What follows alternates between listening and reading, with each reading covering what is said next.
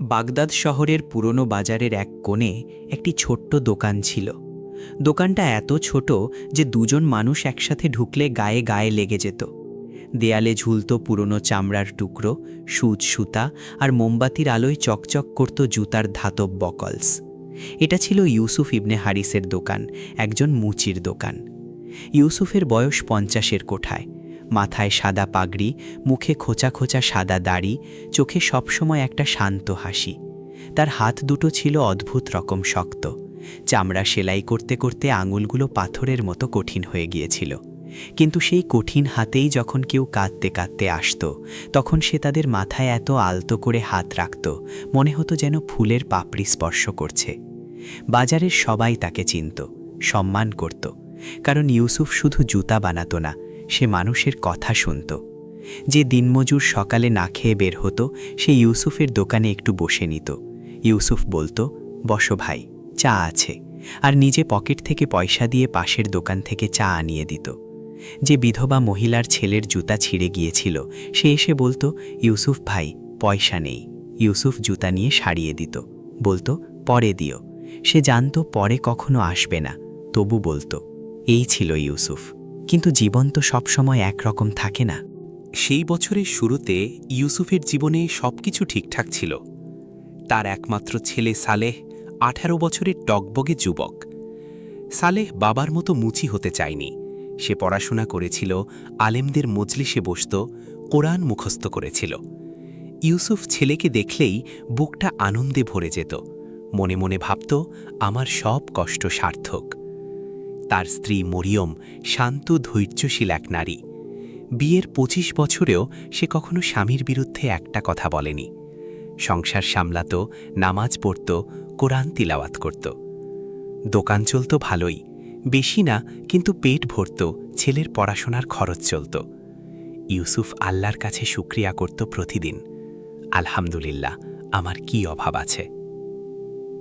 কিন্তু সেই বছরের রমজান মাসের মাঝামাঝিতে একটা চিঠি এলো। চিঠিটা এসেছিল সালেহের মাদ্রাসা থেকে। লেখা ছিল, সালেহ অসুস্থ, জ্বর, ডাক্তার দেখানো দরকার।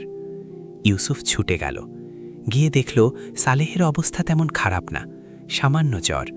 ডাক্তার ওষুধ দিল, বলল 3 দিনে ভালো হয়ে যাবে।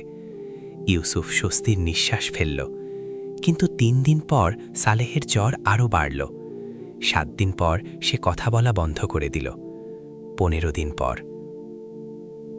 দিন পর সালেহ চলে গেল চিরতরে।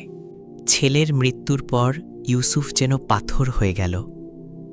জানাজা পড়া হলো, কবর দেওয়া হলো, মানুষ আসলো, সান্ত্বনা দিল, চলে গেল।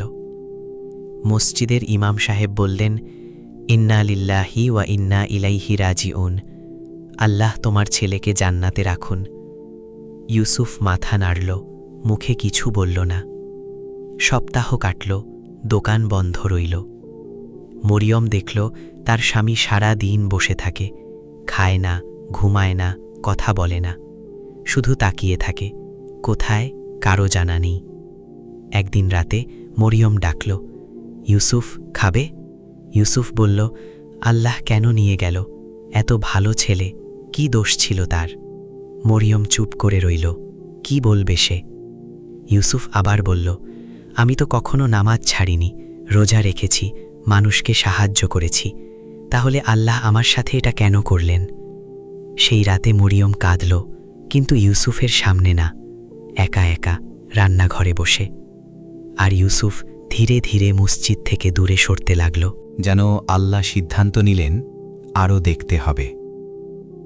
ছেলের মৃত্যুর 3 মাস পর ইউসুফের দোকানে আগুন লাগল। কেউ বলল বিদ্যুতের তার থেকে, কেউ বলল পাশের দোকানের চুলা থেকে। যাই হোক, ইউসুফের সারা জীবনের পরিশ্রম, চামড়া, সরঞ্জাম, সঞ্চয়ের কিছু টাকা, সব পুড়ে ছাই। শুধু দেয়াল আর একটা পুড়ে যাওয়া সাইনবোর্ড।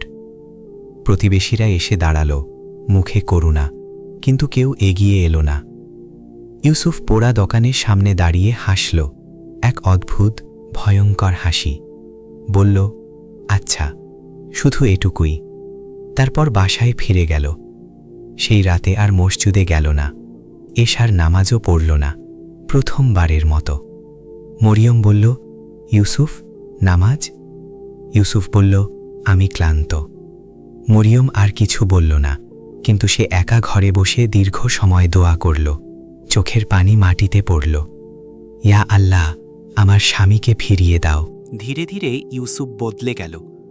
মানুষ দেখলে এড়িয়ে চলত, বাজারে গেলে চোখ নিচু করে রাখত, কেউ সালাম দিলে মাথা নাড়ত, মুখে জবাব দিত না। একদিন বাজারে পুরনো বন্ধু রহিম এসে কাঁধে হাত রাখল। ইউসুফ ভাই, কেমন আছো? ইউসুফ বলল, ভালো। রহিম বলল, শুনলাম মসজিদে যাওয়া ছেড়ে দিয়েছ। ইউসুফ থামল, তারপর বলল, আল্লাহ কি আমার নামাজের পরোয়া করেছেন? ছেলেটাকে নিয়ে গেলেন, দোকান পুড়িয়ে দিলেন, আমি কি পাপ করেছিলাম? রহিম চুপ করে রইল। ইউসুফ আবার বলল, তুমি জানো, আমি সারা জীবন মানুষের উপকার করেছি, কখনো প্রতিদান চাইনি, শুধু আল্লাহর সন্তুষ্টির জন্য। আর আল্লাহ আমাকে কি দিলেন? শূন্য হাত। রহিম কিছু বলতে পারল না। ইউসুফ চলে গেল। সেই রাতে ইউসুফ ঘরে বসেছিল। হঠাৎ মরিয়ম এসে পাশে বসল, চুপচাপ। অনেকক্ষণ পর মরিয়ম বলল, ইউসুফ, একটা কথা বলবো? ইউসুফ বলল, বলো। মরিয়ম বলল, সালেহ যখন ছোট ছিল, মনে আছে? একবার বাজার থেকে একটা মাটির পাখি কিনে এনেছিল। সেই পাখিটা তুমি হাত থেকে পড়ে ভেঙে দিয়েছিলে, মনে আছে? ইউসুফ চুপ করে রইল। মরিয়ম বলল, সে কাঁদেনি, শুধু বলেছিল, বাবা, তুমি কি ইচ্ছা করে ভেঙেছ? তুমি বলেছিলে, না। সে বলেছিল, তাহলে ঠিক আছে। ইউসুফের চোখে পানি এলো। মরিয়ম বলল, আল্লাহও তোমার সাথে ইচ্ছা করে কিছু করেননি, তিনি তোমাকে ভালোবাসেন বলেই পরীক্ষা করছেন। ইউসুফ আর কথা বলল না, উঠে ঘর থেকে বের হয়ে গেল। বাজারের শেষে একটা পুরনো মসজিদ ছিল। ইউসুফ সেদিন সেখান দিয়ে হেঁটে যাচ্ছিল। ঢুকতে ইচ্ছে হলো না, কিন্তু পা থামল। মসজিদের বাইরে একজন বৃদ্ধ লোক বসেছিল। পায়ে কোনো জুতা নেই, পোশাক পুরনো, কিন্তু চেহারায় এক অদ্ভুত আলো। লোকটা বলল, ভাই, একটু পানি পাওয়া যাবে? ইউসুফ ভেতরে গেল, পানি এলে দিল। লোকটা পানি খেয়ে বলল, বসো। ইউসুফ কেন বসল সে নিজেও জানে না, কিন্তু বসল। লোকটা বলল, তোমার চেহারায় কষ্ট দেখতে পাচ্ছি। ইউসুফ বলল, আপনি চেনেন না আমাকে। লোকটা বলল, চেনার দরকার নেই, কষ্ট মানুষের চোখে লেখা থাকে। একটু চুপ থেকে সে বলল, আমার জীবনের একটা ঘটনা বলবো। ইউসুফ কিছু বলল না। লোকটা বলতে শুরু করল, আমার নাম তোমার জানার দরকার নেই। আমি একসময় বড় ব্যবসায়ী ছিলাম।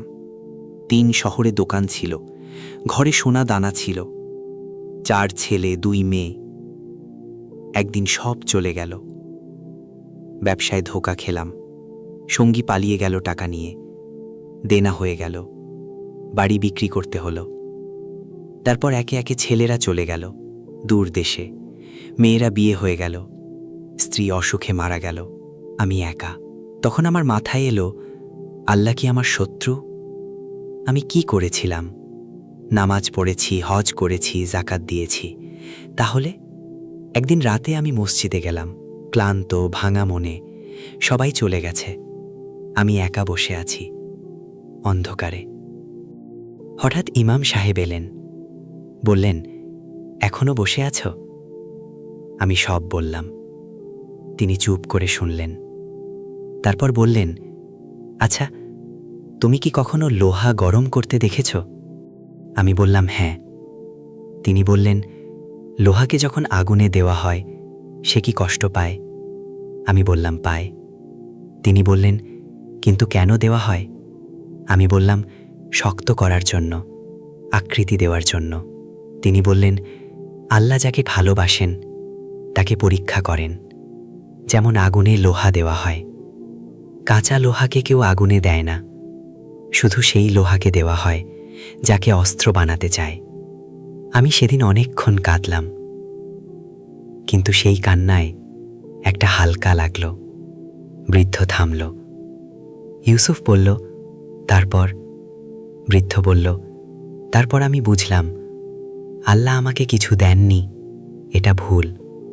তিনি আমাকে সব দিয়েছিলেন, তারপর ফেরত নিয়েছেন শুধু দেখতে আমি কতটুকু তার ওপর ভরসা রাখি। ইউসুফ বলল, কিন্তু ছেলেকে তো ফেরত পাওয়া যায় না। বৃদ্ধ মাথা নাড়ল, না, পাওয়া যায় না। কিন্তু তোমার ছেলে কোথায় আছে জানো? সে এখন অপেক্ষা করছে তোমার জন্য, জান্নাতের দরজায়। সে চায় তুমি সেখানে পৌঁছাও। আর তুমি যদি এখানে আল্লাহর পথ ছেড়ে দাও, তাহলে সেই দেখা কি হবে? ইউসুফের বুকে একটা ধাক্কা লাগল।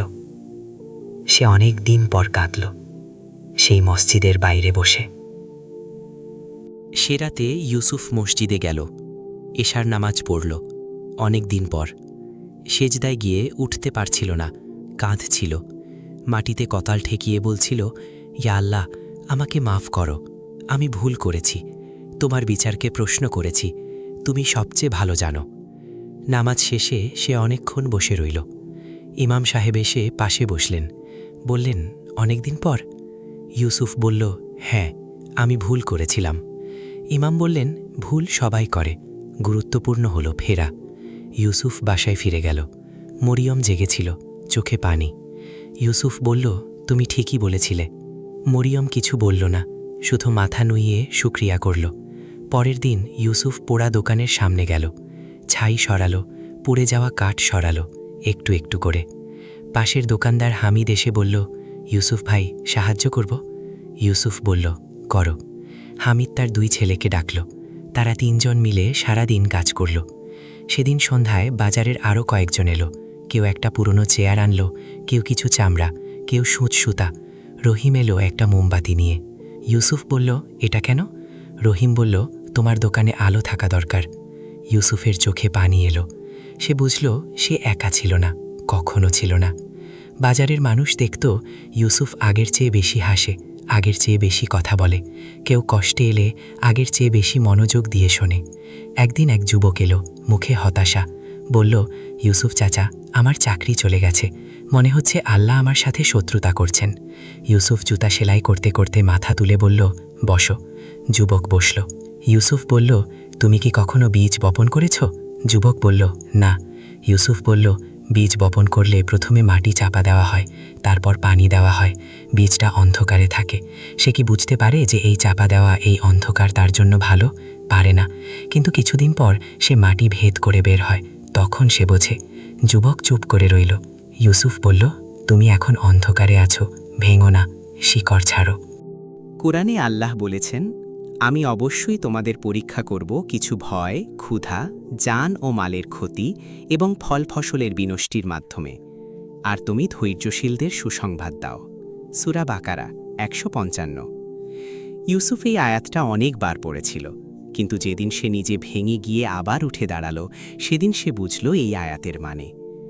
আল্লাহ পরীক্ষা করেন কারণ তিনি চান, কারণ তিনি দেখতে চান আমরা তাকে ছেড়ে দিই কিনা। পরীক্ষা আসে শুধু তাদের কাছে যাদের উপর আল্লাহর বিশেষ নজর আছে।